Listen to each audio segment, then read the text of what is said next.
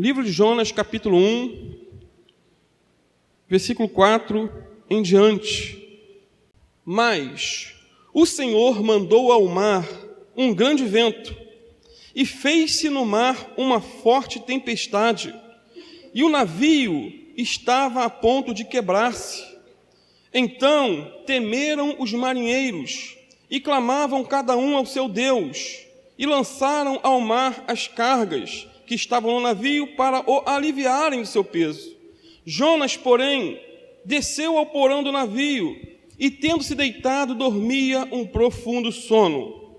E o mestre do navio chegou-se a ele e disse-lhe: Que tens, dorminhoco? Levanta-te, clama ao teu Deus. Talvez assim esse Deus se lembre de nós, para que não pereçamos. E diziam cada um a seu companheiro: Vinde e lancemos sortes, para que saibamos por que causa nos sobreveio este mal. E lançaram sortes, e a sorte caiu sobre Jonas. Então lhe disseram: Declara-nos tu agora por causa de quem nos sobreveio este mal. Que ocupação é a tua? De onde vens? Qual é a tua terra? E de que povo és tu? E ele lhes disse: Eu sou hebreu, e temo ao Senhor, o Deus do céu, que fez o mar e a terra seca. Então estes homens se encheram de grande temor, e disseram-lhe: Por que fizestes tu isto? Pois sabiam os homens que fugia da presença do Senhor, porque ele lhe tinha declarado. E disseram-lhe: Que te faremos nós, para que o mar se nos acalme? Porque o mar ia se tornando cada vez mais tempestuoso. E ele lhes disse: Levantai-me e lançai-me ao mar, e o mar se vos aquietará, porque eu sei que por minha causa vos sobreveio esta grande tempestade. Entretanto, os homens remavam para fazer voltar o navio à terra, mas não podiam, porquanto o mar se ia embravecendo cada vez mais contra eles. Então clamaram ao Senhor e disseram: Ah, Senhor, nós te rogamos que não pereçamos por causa da alma deste homem, e que não ponhas sobre nós o sangue deste inocente, porque tu, Senhor, fizeste como te aprouve. E levantaram a Jonas e o lançaram ao mar, e cessou o mar da sua fúria. Temeram, pois, estes homens ao Senhor com grande temor, e ofereceram sacrifício ao Senhor, e fizeram votos. Amém, amados? Os irmãos podem sentar-se.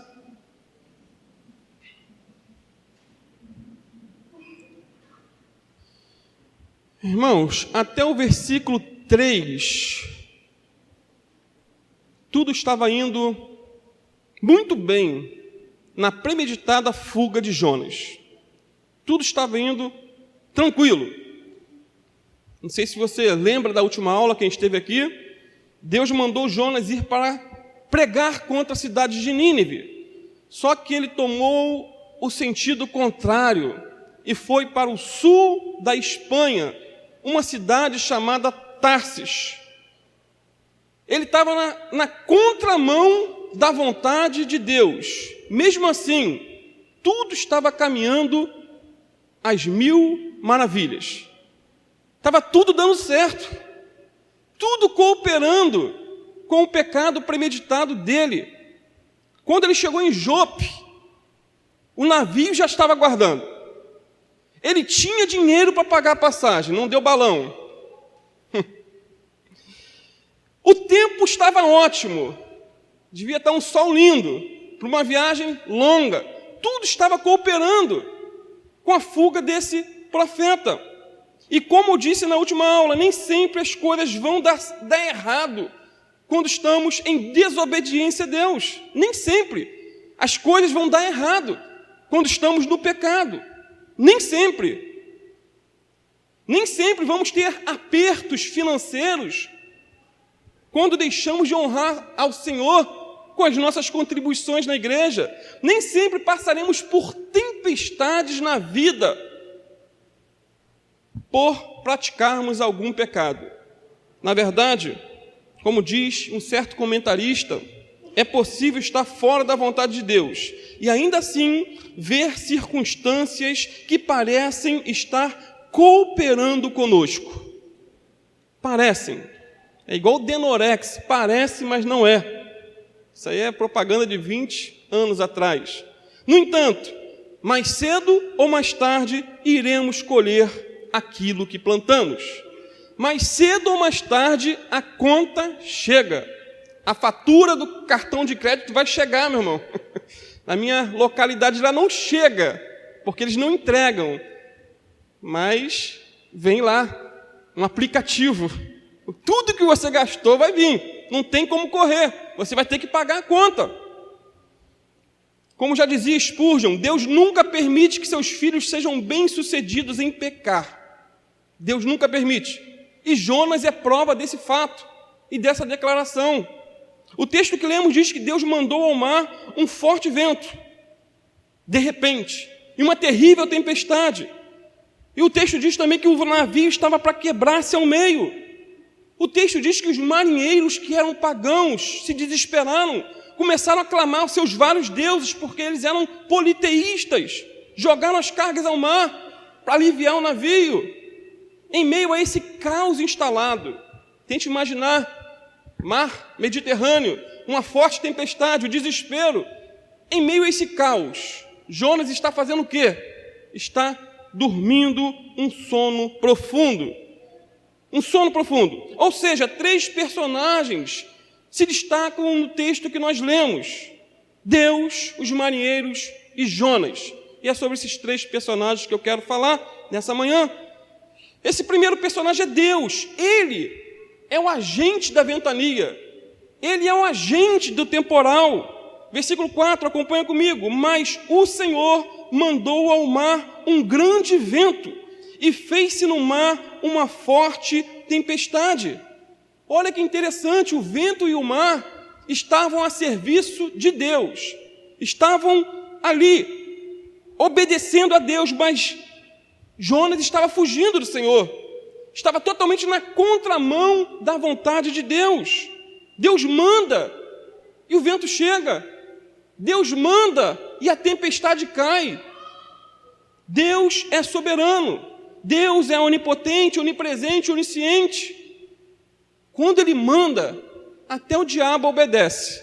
Tem essa frase? Quando Ele manda, até o diabo obedece.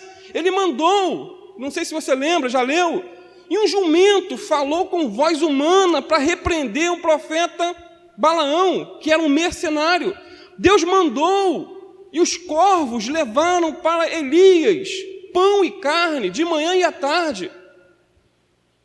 Deus mandou, e Lázaro ressuscitou depois de 4 dias de morto. E agora Deus mandou, e a tempestade vai atrás de Jonas em pleno mar Mediterrâneo. Isso revela que Deus criou o mundo, amados, e tudo que nele há, mas continua atuando no mundo, intervindo, recompensando e punindo. Em teologia chamamos isso de teísmo cristão, com T, teísmo cristão. É um Deus que criou tudo, mas continua agindo, intervindo no mundo, julgando o mundo. Por outro lado, o deísmo, com D, ensina que Deus criou o mundo e depois o abandonou a leis naturais. É como que os pensadores deístas afirmam que Deus é como um relojoeiro que, tendo fabricado um relógio, dá corda nele e deixa ele trabalhando sozinho. Essa é a visão deísta e a visão de muitos crentes. Um Deus que não age, um Deus insensível. Para eles, Deus está fora do universo e distante do universo. Para o deísta, Deus é inacessível. Para o deísta, Deus é insensível. Está muito distante para se preocupar com o ser humano. Está muito distante para se preocupar com o que a pessoa faz com a sua vida privada. Essa é uma visão errada, totalmente antibíblica. O livro de Jonas joga por terra esse pensamento e afirma sem rodeios que Deus, apesar de ser o Criador dos céus e da terra, Ele continua no controle de todas as coisas, intervindo, curando, salvando, recompensando e punindo.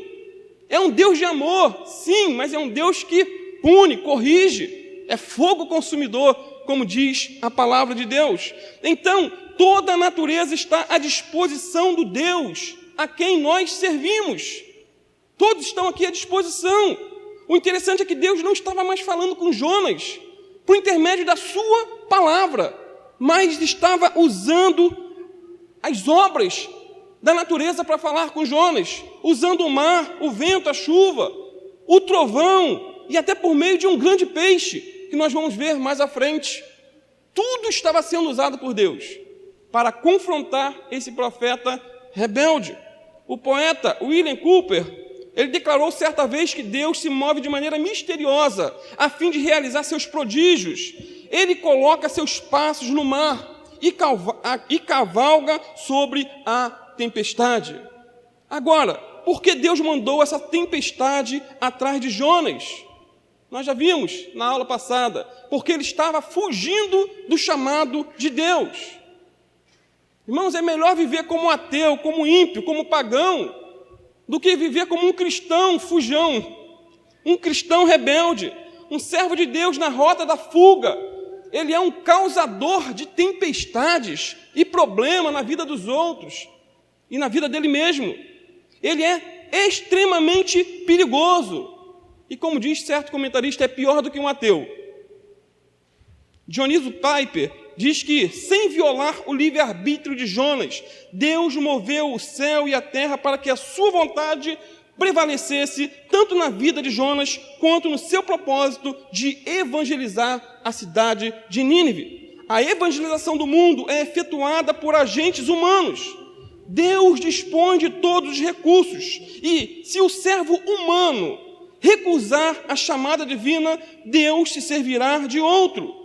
E o único que vai perder nessa rebeldia é o próprio servo que desobedecer. E isso é o que estava acontecendo com Jonas.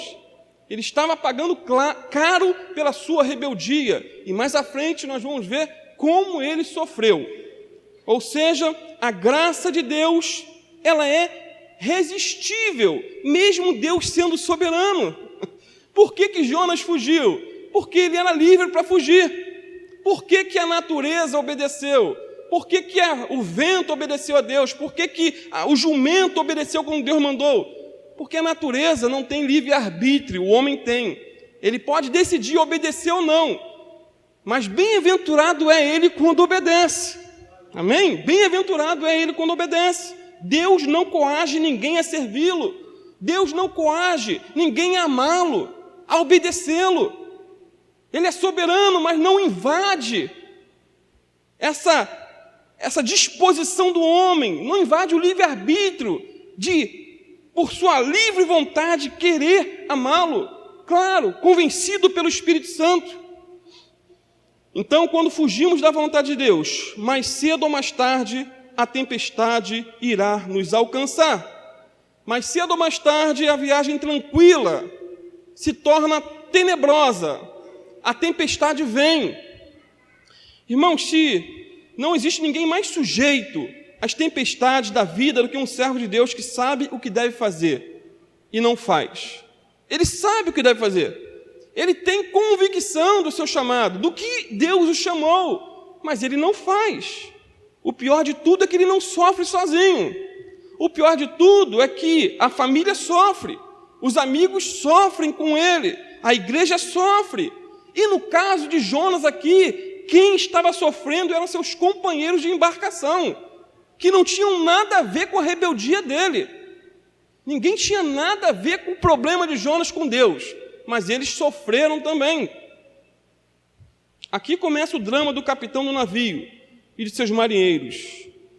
Irmão, para pensar, qual era a missão do capitão daquela embarcação?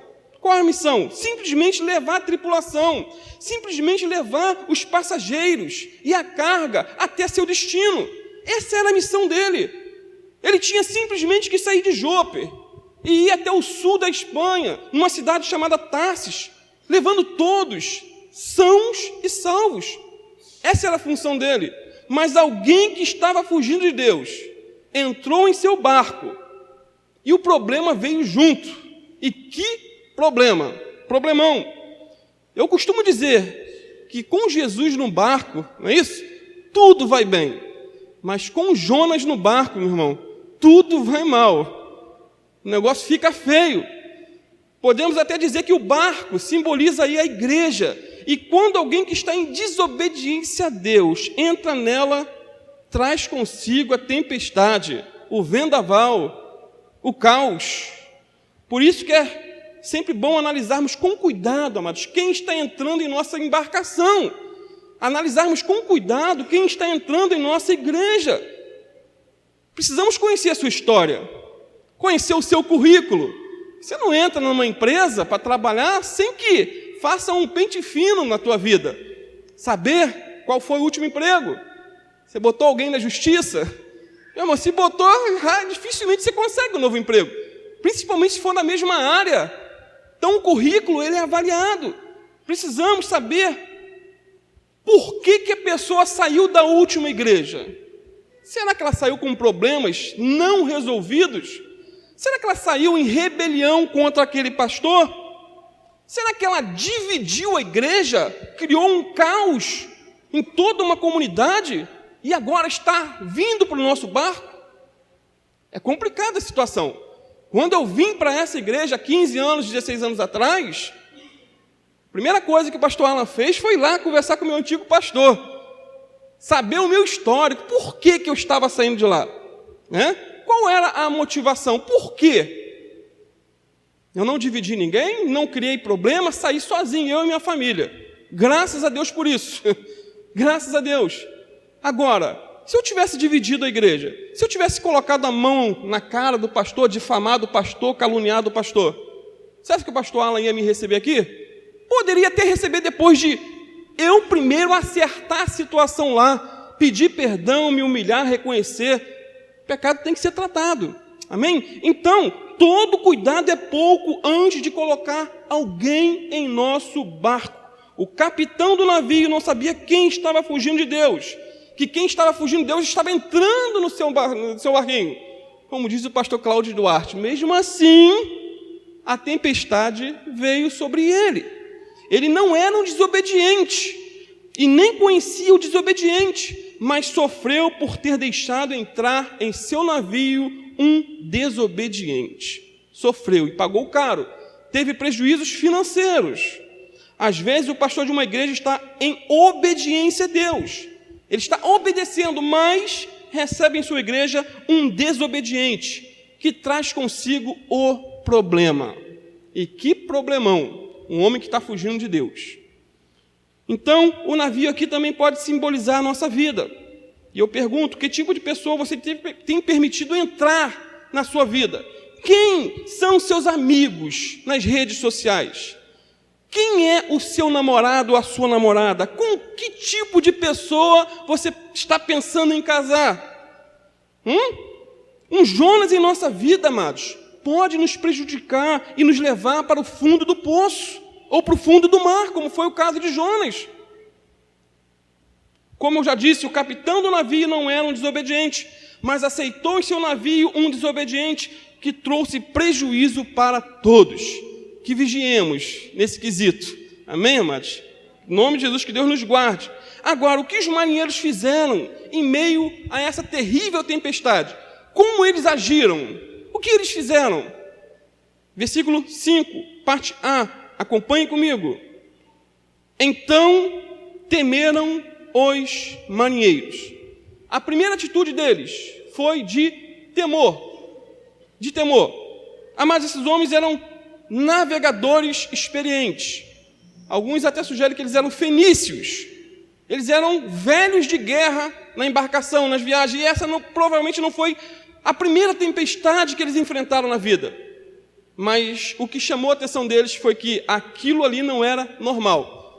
Eles entenderam que aquilo ali era de ordem sobrenatural. Tinha alguma coisa estranha naquela tempestade. Eles reconheceram que a tempestade não tinha explicação humana. O resultado foi que temeram excessivamente a Deus, porque eles viram a morte face a face. Eles se depararam com o terror do ser humano, que é a morte. Então eles temeram a Deus. Depois de temer, eles clamaram aos seus deuses. Versículo 5, parte B ainda. E clamaram cada um ao seu Deus. Irmãos, eles estão em pânico. E clamam aos seus deuses. Eles eram politeístas, pagãos. Mas na hora da tempestade, amados, até ateu e pagão se lembra de orar, rezar, clamar. Tem uma frase que diz que quando o pitbull se solta, até ateu vira crente e ora. Quando o pitbull se solta, até ateu vira crente. Ele ora, clama, pede por socorro. Na hora do sufoco, os mais endurecidos invocam a Deus. O interessante aqui é que Jonas está fugindo de Deus. Está correndo de Deus. Ele não quer orar e cai justamente numa reunião de oração. Porque os ateus estavam orando com fervor, mesmo que orando errado, orando a falsos deuses, mas eles estavam usando o que tinha, os recursos à mão. Só que Jonas não participa da reunião, pelo contrário, ele dorme. Tem cristãos que, na hora da tempestade, estão dormindo, em vez de orando. Na hora do caos, em vez de clamar e invocar a Deus, estão calados, com a matraca fechada. Terceiro, eles aliviaram o navio. Olha no versículo B5, versículo B ainda, parte B. E lançaram ao mar as cargas que estavam no navio, para o aliviarem de seu peso. Olha que situação catastrófica. Eles quase morreram. A viagem está atrasando. Tiveram grande prejuízo financeiro, porque tiveram que jogar a carga no mar. Não sabemos que tipo de carga era, mas com certeza tinha valor. Tudo isso porque Jonas estava em pecado, fugindo de Deus. O crente que foge de Deus, ele cria problema para si mesmo e cria problema para os outros. Ficar perto de crente desobediente, amados, é um perigo. Você pode sofrer junto com ele, padecer junto com ele. O cristão fora da vontade de Deus espalha graves prejuízos para os outros, aonde quer que ele ande. Os marinheiros jogaram a carga no mar, mas a carga que precisava ser jogada fora não foi jogada, aquela Jonas. Ele que era o problema. Só que eles ainda não sabiam. Então, enquanto Jonas permanecer em nosso navio, a tempestade vai continuar. Enquanto a desobediência estiver em nosso coração, a tempestade vai prevalecer. Enquanto o pecado não for jogado fora, enquanto ele não for abandonado, os ventos da angústia e as tempestades dos problemas vão assolar o nosso navio, ou seja, a nossa vida. Irmão, para pensar, se quando estamos em obediência, já enfrentamos tantas dificuldades, passamos por problemas, imagine viver na desobediência, no pecado, não confessado e não abandonado, viver uma vida sem arrependimento, sem busca de Deus, sem consagração. Quarto, os marinheiros despertaram Jonas do profundo sono. Olha no versículo 6. E o mestre do navio chegou-se a ele, ou seja, a Jonas, e disse-lhe: que tens, dorminhoco? Levanta-te, clama ao teu Deus, talvez assim esse Deus se lembre de nós, para que não pereçamos. Amados, que vergonha, que coisa triste esse texto aqui, esse versículo. Quando um pagão tem que chamar um profeta que diz conhecer Deus para orar, aclamar. Como que o muçulmano muitas vezes nos envergonha por eles orarem 5 vezes ao dia, e muitas vezes, muitos crentes não oram uma vez, passam o dia todo sem levantar um clamor a Deus. Então, quando a pessoa está em desobediência com Deus, a primeira coisa que morre em sua vida é a oração. Isso é estatística. Está em desobediência, está em pecado, você não vê um clamor de Jonas aqui, em momento algum.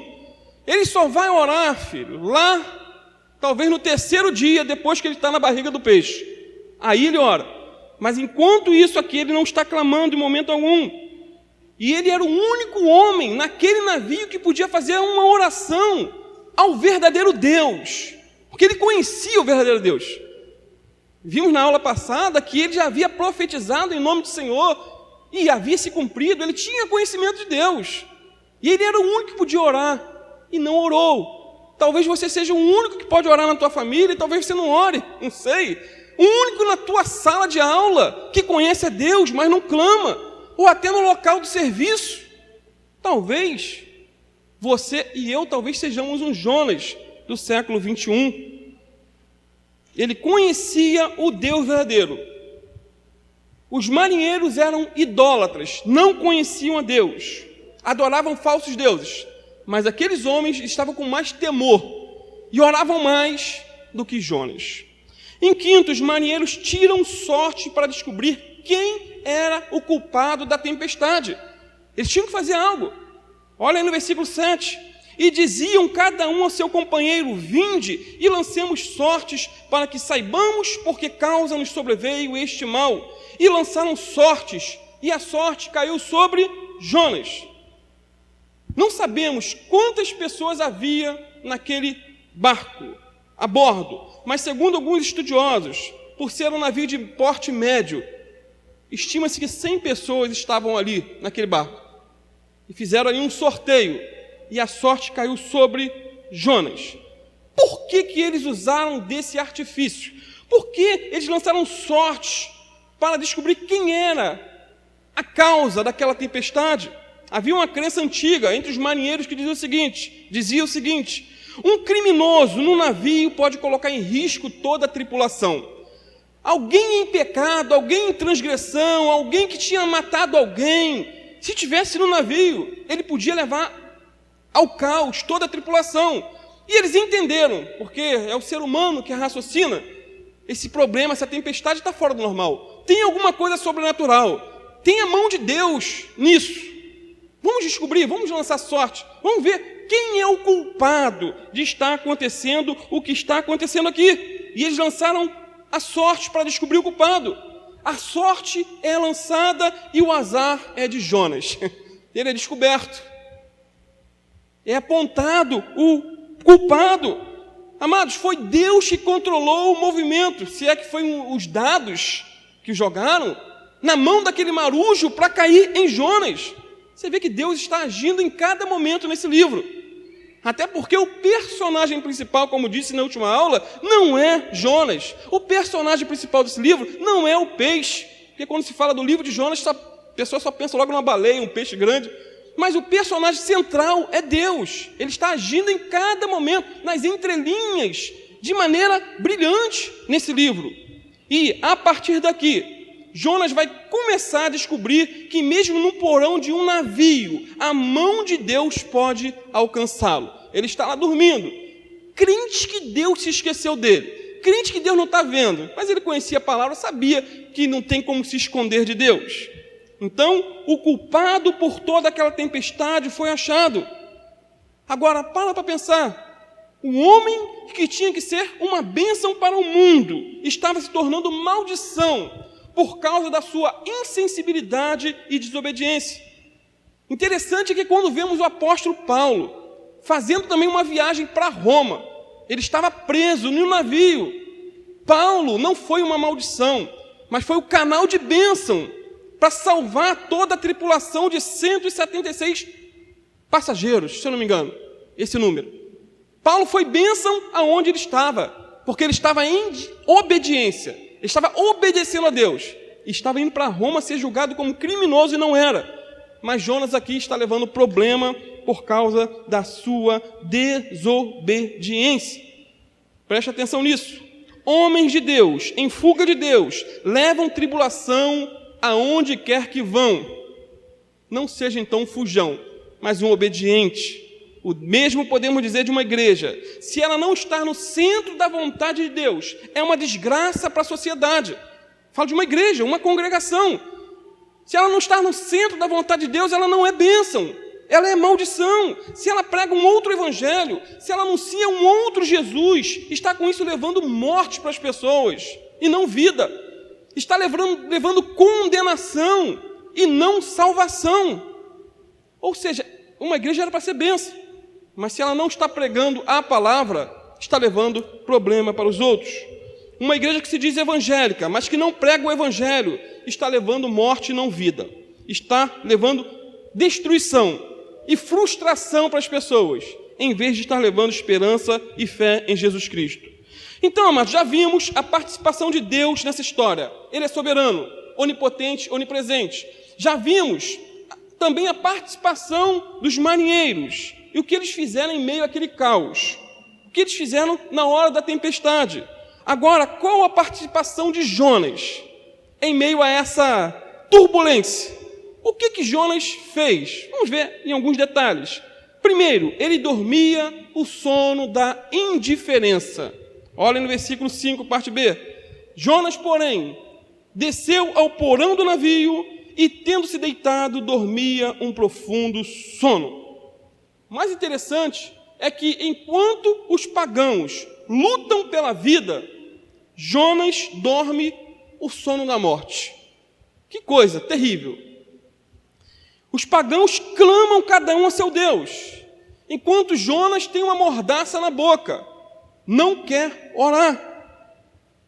Certa vez, Jesus dormiu numa tempestade, não sei se vocês lembram, mas a situação era de tranquilidade, pois ele era Senhor dos males, ele acalmou, quando veio a tempestade, ele acalmou, porque ele é o Senhor, ele manda, ele ordena.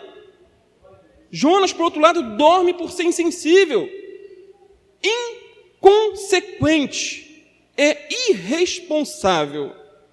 Tem gente que tem veneração por Jonas, coloca ele como um herói, mas o contexto geral não mostra ele tanto como um herói, não mostra.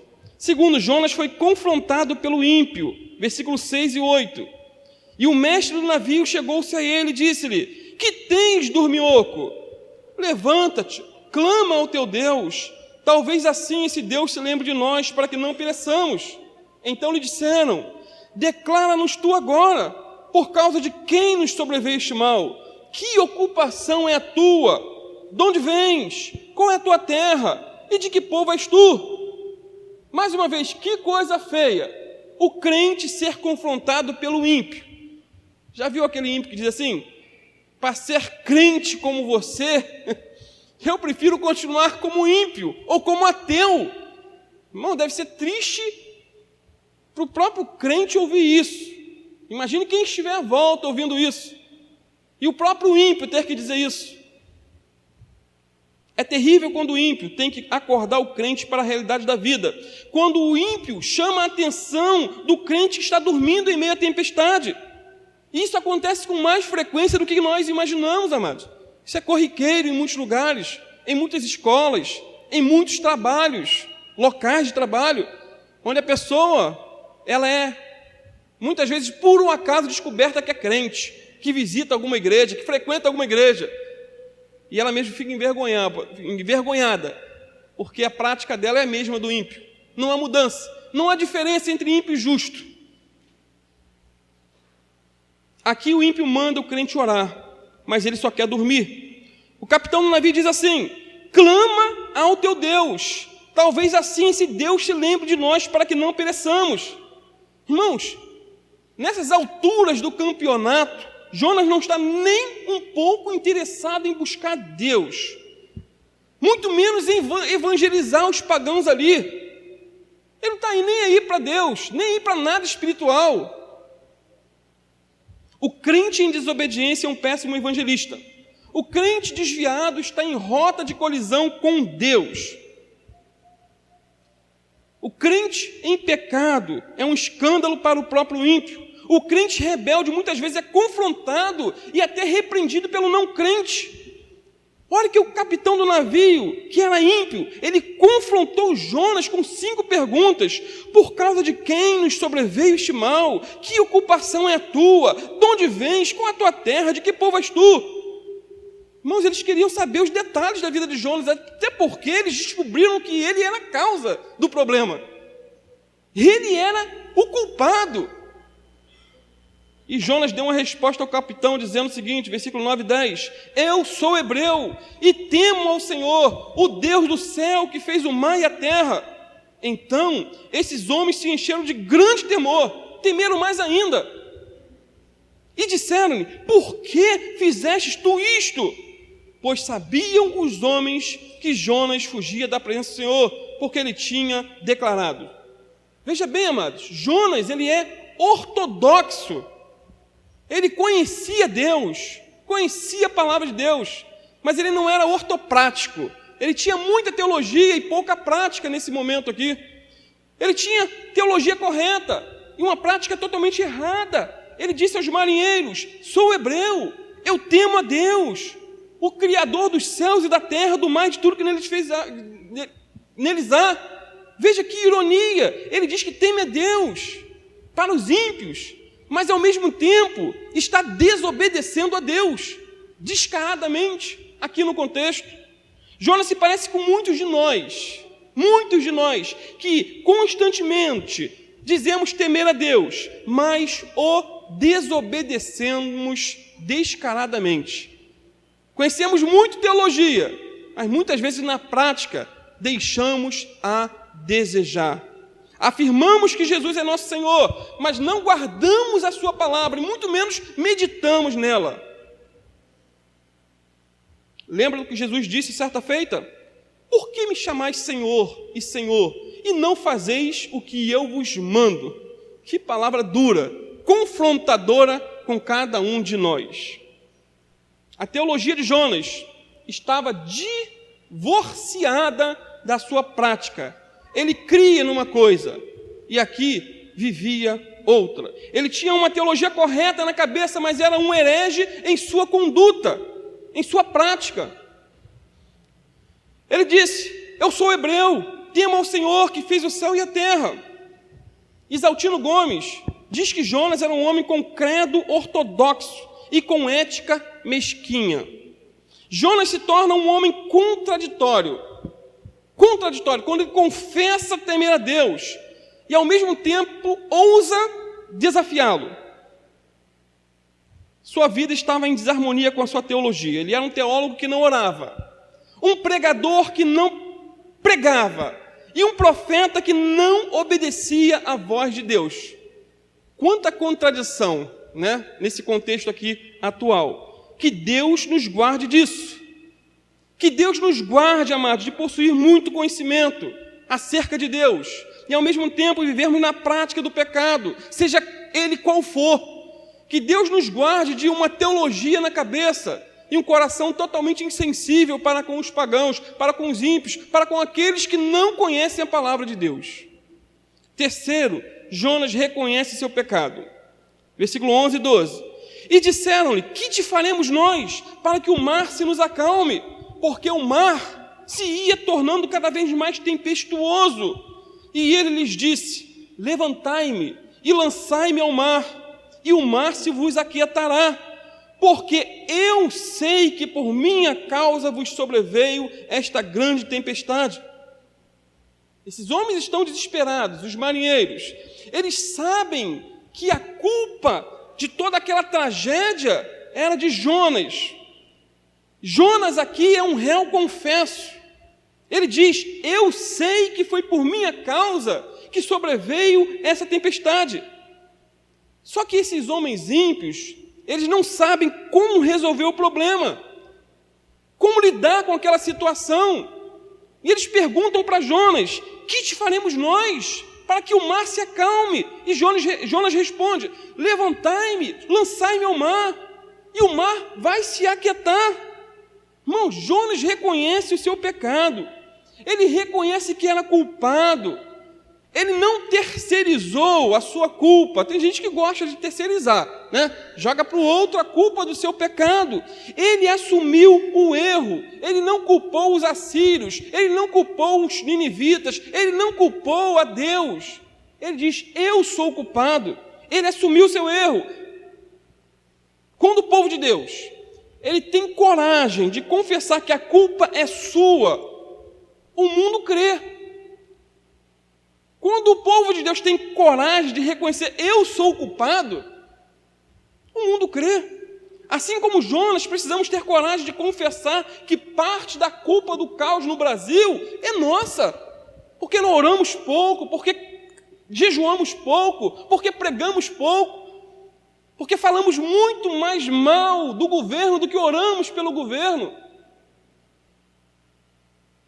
Em muitas ocasiões temos sido uma igreja em fuga de Deus, uma igreja em flagrante desobediência à sua missão, uma igreja que ora menos do que muitos pagãos da sociedade. Muitos pagãos da sociedade. Enfim, muitas vezes temos sido mais parte do problema do que parte da solução, infelizmente. Provérbio 28:13 diz que aquele que encobre as suas transgressões nunca prosperará, mas aquele que as confessa e deixa alcançará misericórdia. Deus sempre se compadece do contrito e do aflito, do quebrantado. Ele sempre perdoa, amados, o arrependido que confessa sua culpa e está disposto a abandonar o pecado. Deus é rico em misericórdia, mas infelizmente nem sempre encontra um coração quebrantado, que reconhece, eu sou o culpado.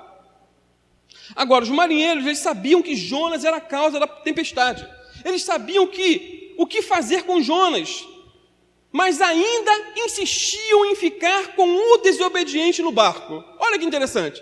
Jonas falou, olha, só vai parar a tempestade depois que vocês me jogarem para fora. Eu sou o culpado.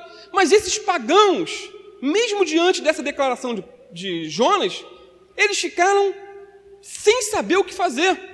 Enquanto Jonas estiver no barco, amados, a tempestade, pode ter certeza, vai continuar. Olha no versículo 13. Entretanto, os homens remavam para fazer voltar o navio à terra, mas não podiam, porquanto o mar se ia embravecendo cada vez mais contra eles. Ou seja, eles sabiam que tinha que jogar Jonas fora, mas mesmo assim insistiam em não jogá-lo fora e tentar com as suas próprias forças salvar aquela embarcação e salvar a vida de Jonas. Porque eles sabiam que se jogasse Jonas para fora do bar, Jonas iria morrer afogado, provavelmente. E eles não queriam ter culpa de sangue em suas mãos.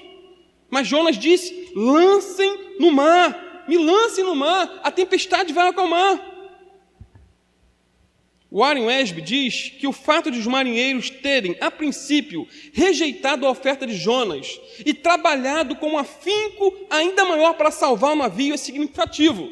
Fizeram mais por Jonas do que Jonas estava disposto a fazer por eles. Às vezes, pessoas que não são salvas envergonham os cristãos com a sua honestidade, com a sua compaixão, sacrifício, misericórdia. Talvez se Jonas estivesse no lugar deles, já tinha jogado todos eles fora do barco. Mas eles, sendo pagãos, tiveram compaixão de Jonas.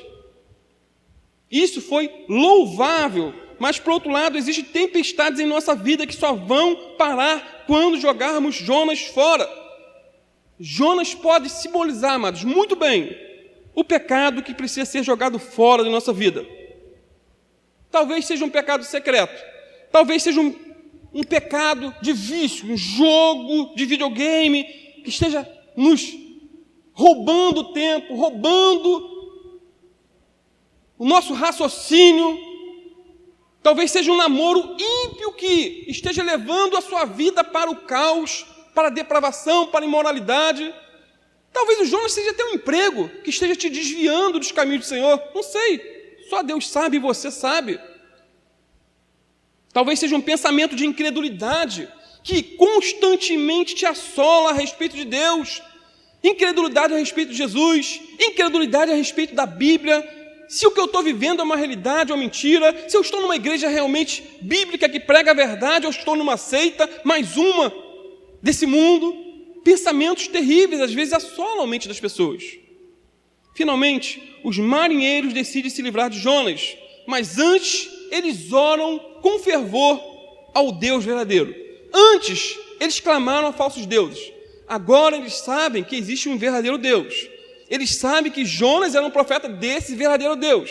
Jonas havia declarado, eu sou hebreu e sirvo ao Senhor. o Criador dos céus e da terra. Agora eles clamam, versículo 14, então clamaram ao Senhor e disseram, Senhor, nós te rogamos que não pereçamos por causa da alma deste homem, e que não ponhas sobre nós o sangue inocente, porque tu, Senhor, fizestes como te aprouve. Irmão, que oração, que zelo, que temor esses homens tiveram. É lindo. Esses pagãos eram mais espirituais que Jonas, pelo menos nesse contexto aqui. Mais espirituais. Os incrédulos muitas vezes agem de formas mais elevadas que o povo de Deus. Hernando Dias Lopes diz que aqueles que vivem sem a luz do Evangelho, muitas vezes demonstram mais zelo em suas crenças vãs do que os filhos de Deus que têm a palavra e o Espírito Santo para guiá-los a uma vida abundante. Para vergonha nossa. É lamentável que os idólatras e seguidores das seitas heréticas sejam mais zelosos na sua prática religiosa do que aqueles que foram escolhidos, chamados, redimidos e santificados por Deus. Eu acho incrível o zelo de adeptos de seitas. Como eles são obedientes, como eles são insistentes, como eles são devotos, como eles são firmes naquilo que eles creem. Firmes. Você vê o testemunho de Jeová. Cada esquina agora eles botaram um letreiro ali e ficam ali. Ficam ali. Cumprem uma carga. É uma devoção religiosa? Sim. Mas eles são fiéis àquilo ali, ao que eles creem. Concluindo, amados. Concluindo. Aqueles homens finalmente lançaram Jonas ao mar. Olha aí no versículo 15 e 16. E levantaram a Jonas e o lançaram ao mar, e cessou o mar da sua fúria. Temeram, pois, estes homens ao Senhor com grande temor, e ofereceram sacrifício ao Senhor, e fizeram votos. Mas eu creio piamente que Jonas, ele não precisava ser lançado ao mar. Se ele tivesse se ajoelhado, porque ele reconheceu que era o culpado, mas nós não vemos aqui um reconhecimento diante de Deus. Nós não vemos ele aqui orando, confessando a Deus o seu erro. Mas se ele tivesse se ajoelhado, se ele tivesse confessado os seus pecados a Deus, provavelmente, depois dessa confissão, desse arrependimento, da decisão de obedecer, a tempestade podia ter terminado ali. Mas ele não orou, ele não se arrependeu, não mudou de conduta. Muitas vezes nós sofremos as consequências de nossos pecados por adiar o arrependimento. Se por um lado Jonas foi um réu confesso, reconheceu que era o culpado, por outro lado não houve arrependimento. Judas também, quando você vê a história de Judas, ele reconheceu que era culpado, ele devolveu as moedas que havia ganho para trair a Jesus, mas ele não teve um verdadeiro arrependimento. Ele saiu e foi se matar. Jonas reconheceu que era o culpado, mas não houve uma atitude em relação a Deus, em clamar o favor, a misericórdia de Deus. Muitas vezes somos lançados ao mar tempestuoso por não colocarmos a boca no pó e clamarmos a Deus por perdão, por misericórdia, por ajuda. Senhor, não estou aguentando, a pressão está grande, a tentação está vindo de maneira muito forte. Assim como doença não dá em poste, tentação também não é em poste, dá em gente. Nós é que somos tentados diariamente.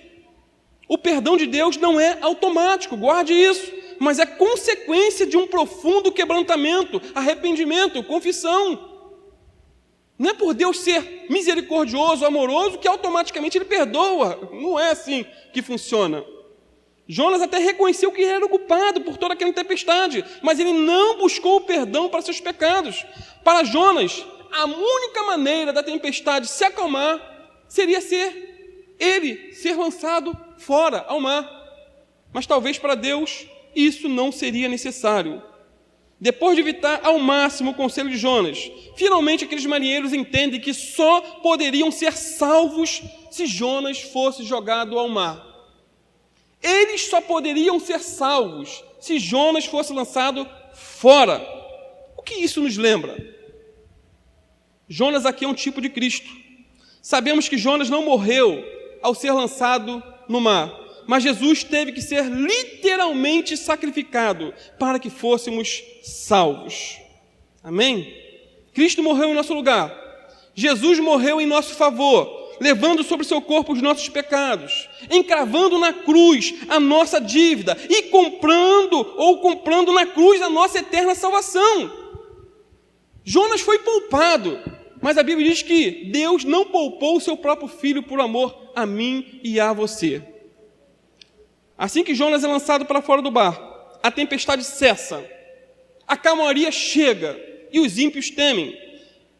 Interessante é que Jonas não queria orar e nem pregar para os ímpios, mas mesmo em sua rebeldia, ele pregou. Mesmo fugindo de Deus, Jonas ganhou algumas almas. É incrível isso, né? Isso se chama graça de Deus. Aqueles marinheiros conheceram a Deus por meio do mau testemunho de Jonas. Uma frase cunhada que diz que Deus age através dos meios. Deus age sem os meios. E age apesar dos meios, que somos nós. Apesar dos meios, Deus continua sendo soberano. Deus faz a sua obra por nosso intermédio. E mesmo apesar de nosso intermédio. Que muitas vezes nós somos falhos, limitados, mas Deus é misericordioso e compassivo. Não sabemos como aqueles marinheiros viveram depois daquele dia. Não sabemos, amados, se eles continuaram temendo e sacrificando a Deus. A Bíblia se cala. Jonas é lançado fora. Mas, depois de uma experiência como aquela, provavelmente, esses homens serviram a Deus pelo resto de suas vidas. Provavelmente. Não podemos afirmar nem negar. Mas, depois de uma experiência dessa, muitos se convertem verdadeiramente. E o contexto aqui talvez nos mostre isso. E talvez, na glória, venhamos bater um bom papo com esses homens que se converteram no meio de uma tempestade por causa de um profeta fujão. Amém? Vamos ficar de pé? Deus os abençoe. Vamos estar entrando no momento da ceia. Feche seus olhos. Comece a pensar. A voltar atrás, há 2000 anos atrás, no sacrifício de Jesus. Jonas teria que ser lançado fora do barco para que aqueles marinheiros fossem salvos. Mas Jesus, ele foi até o fim. Jonas não morreu, mas Jesus não morreu. Morreu a nossa morte para que vivamos a sua vida. Ele se entregou. Deus poupou Jonas, mas não poupou o seu próprio filho. Por você, meu amado. Essa é a mensagem da cruz, esse é o Evangelho. Deus amou o mundo de tal maneira que deu o seu Filho unigênito para que todo aquele que nele crê não pereça, mas tenha vida eterna. Ah, meu amado, descansa no Senhor, confia nele. Se você se identificou com essa palavra, se você talvez reconheça que seja um Jonas, um fujão, que está em rota de colisão com Deus, o momento não é se desesperar, mas buscar a face do Senhor, chorar na presença dEle, clamar por sua misericórdia, por seu perdão, tomar firme decisão de abandonar tudo aquilo que tem te levado para o fundo, para a tempestade, para o olho do furacão. A atitude que temos que tomar, Deus não vai tomar. Com certeza o Espírito Santo já está tocando no teu coração, te convencendo dos seus pecados. Mas quem tem que se arrepender, quem tem que buscar o arrependimento somos nós. Então busque a presença de Deus, busque o perdão de Deus, a graça de Deus, o favor de Deus nessa manhã, nesse momento de ceia. Não fuja da ceia por causa do pecado, fuja do pecado por causa da ceia. Se arrependa. Examine-se o homem a si mesmo, depois coma, disse o apóstolo Paulo, inspirado pelo Espírito Santo. Não é se examinar e se desesperar, e fugir e correr, mas se examinar, reconhecer com a ajuda do Espírito Santo os seus erros e se arrepender. Confesse para Ele, confesse aonde você tem errado. Diga como Jonas: eu sou o culpado. Essa tempestade está acontecendo por minha causa, Senhor. Tem misericórdia. Me ajuda. Em nome de Jesus. Santo Deus, te louvamos, Pai, por esse momento, pela essa palavra. Carecemos da Tua ajuda, Senhor. Muitas vezes temos tanto conhecimento na cabeça, mas tão pouca prática nos pés. Nos guarde, Senhor, nos guarde de uma vida medíocre, de nos calarmos, Senhor, em relação aos nossos companheiros do trabalho, da escola. Nos guarde de sermos como Jonas, Senhor, que não quis orar, não quis evangelizar, não quis buscar a Tua face, mesmo em meio ao caos em que ele se encontrava. Senhor, perdoa toda a nossa omissão, perdoa todo o nosso pecado, perdoa, Senhor, os pecados, tanto de omissão como de comissão, tanto daquilo que fazemos de errado, como aquilo que deixamos de fazer que é certo, Pai. Tem misericórdia nas nossas vidas nessa manhã, Pai. Nos lava com o sangue do Cordeiro, Senhor. Salva nossas almas, Senhor, te pedimos. Ó Deus eterno, no nome de Jesus, o nosso Senhor, o nosso Redentor, o nosso Salvador, clamamos a Ti, pedindo, socorre-nos, livra-nos, Senhor, de uma vida mesquinha, de uma vida pequena, de uma vida sem sentido. Ó Deus, em nome de Jesus, aviva nossas almas. Senhor, restaura a nossa sorte. Senhor, perdoa os nossos pecados. Senhor, em nome de Jesus, levanta-nos, Senhor, como profetas verdadeiros, Pai, para pregar a Tua vontade, a Tua verdade, aonde quer que ela seja necessária, Pai. Nos dá intrepidez e ousadia, Senhor, na escola, no trabalho, na vizinhança, em nossa família. Pai, em nome de Jesus, destrava nossas línguas, para estarmos orando, buscando mais a Tua face. Pai, que os ímpios não venham nos envergonhar com a sua devoção, Pai, mas que sejamos realmente devotos a Ti, Senhor, no pleno sentido da palavra, devotos, tementes. Senhor, que sejamos, Senhor, fiéis a Ti, Senhor, fiéis até a morte, para a Tua glória, Senhor. No nome do Teu Filho Jesus, carecemos de graça, carecemos de favor, carecemos de perdão, carecemos de misericórdia. Toma a vida de cada irmão aqui, Senhor. Que essa palavra não seja uma palavra de condenação para seus corações, mas muito pelo contrário, Pai. Que haja graça, que o Senhor venha convencê-las, Senhor. Que o objetivo é que venhamos nos voltar para Ti. Porque se continuarmos com Jonas em nossas vidas, a tempestade vai continuar, Senhor. Então ajuda-nos a jogar fora tudo aquilo que tem nos prejudicado e tem prejudicado a Tua obra, Pai. No nome do Teu Filho Jesus, ajuda-nos a jogar fora tudo aquilo que tem sido empecilho na nossa caminhada cristã, tudo aquilo que tem nos impedido de ler mais a Tua palavra, tudo aquilo que tem nos impedido de buscar mais a Tua face, através da oração do jejum. Senhor, ajuda-nos a jogar fora, Senhor. Pai, mais de 90% do tempo que temos usado nas redes sociais, ajuda-nos a jogar isso fora, Pai, que tem consumido o nosso tempo de oração, de estudo da palavra. Senhor, se usássemos o nosso tempo que usamos para ler comentários, Senhor, de YouTube, de Facebook, de WhatsApp, Senhor, em um mês talvez já teríamos lido a Bíblia toda de ponta a ponta, Pai. Muitas vezes falamos que não temos tempo para ler a palavra, mas temos tempo para tudo, para responder todas as mensagens. Tem misericórdia de nós, Senhor, nos ajuda. Nós reconhecemos que a culpa é nossa, mas carecemos do Teu perdão, carecemos da Tua ajuda e do Teu socorro, em nome do Teu Filho Jesus.